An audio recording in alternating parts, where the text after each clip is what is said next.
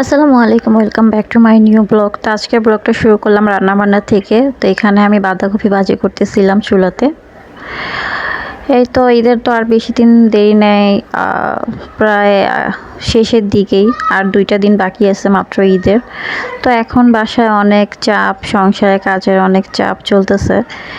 তো এখানে আমি আবার পাঙ্গাস মাছ ভেজে নিতেছিলাম রান্নার জন্য। আর 2 চুলায় হওয়ার সুবিধা আছে। তো একটার মধ্যে মাছ ভাজতেছিলাম, আরেকটার মধ্যে মশলা কষা নিচ্ছিলাম, টমেটো পেঁয়াজ সব মশলা টশলা। আগে রান্নাঘর পরিষ্কার করার কাজ।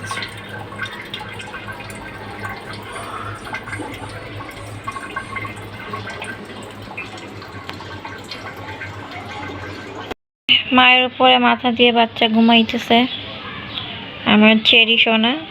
এটা আমার চেরি সোনা। ওই যে ওইখানে 2জন ঘুমাইতেছে, আর ওই যে একজন বসে বসে ইত্রামি করতেছে। এনারা একদম দুষ্টু দুষ্টু বাচ্চা হয়ে গেছে, বড় হতেছে আর দুষ্টু দুষ্টু বাচ্চা হইতেছে। আর ইনি তো একদম শুকনা টুকনা। ওদের যা একটু স্বাস্থ্য আছে, এনারা একদম শুকনা। ইনি একদম শুকনা, ঠিক মতো খাওয়া দাওয়া করে না। শুধু উনি মাংস বেছে বেছে খাবে, মাছ বেছে বেছে খাবে, এই হচ্ছে তার অবস্থা। ভাত খাবে না। অনেক দুষ্টু, এত দুষ্টু এই বাচ্চাটা। রান্নাবান্না সব কিছু কাজকর্ম শেষ করে ঘর দুয়ার পরিষ্কার টরিষ্কার করে এখানে আমি বসতেছিলাম হচ্ছে কি আমার ঈদের ড্রেসের সাথে একটা সালোয়ার কাটার দরকার ছিল, তো সেই সালোয়ারটা কাটার জন্য। তো এই যে এখানে আমি আমার সালোয়ারটা মেপে কেটে নিছি, আমার যতটুকু সাইজ অতটুকু মেপে। তো এটাকে আমি অফ ক্যামেরায় সেলাই নিব, তো এখানে আর দেখাবো না। আমি আসলে শিলাবো না, শিলাবে আমার বড় আপু।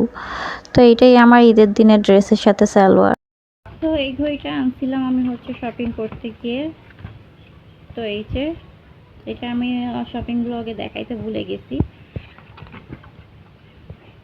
জামা কাপড় কেনার টাকা দিয়ে আমি ঘরের জিনিসপত্র কিনে নিয়ে আসছি। তো এটা তো আমি ব্যাটারি লাগিয়েও নিয়ে আসছি। এখনো টানানো হয় নাই, কোথায় টানাবো এখনো ঠিক করতে পারি নাই। তো ঠিক করলে তারপরে এটা টানাবো। তো এখন আপাতত এটা বাক্সের মধ্যেই আছে। আর বাক্সটা দেখেন আমার বিড়ালে কি করছে, আয়না রাখার সাথে সাথে খামচি দিয়ে ফেলছে।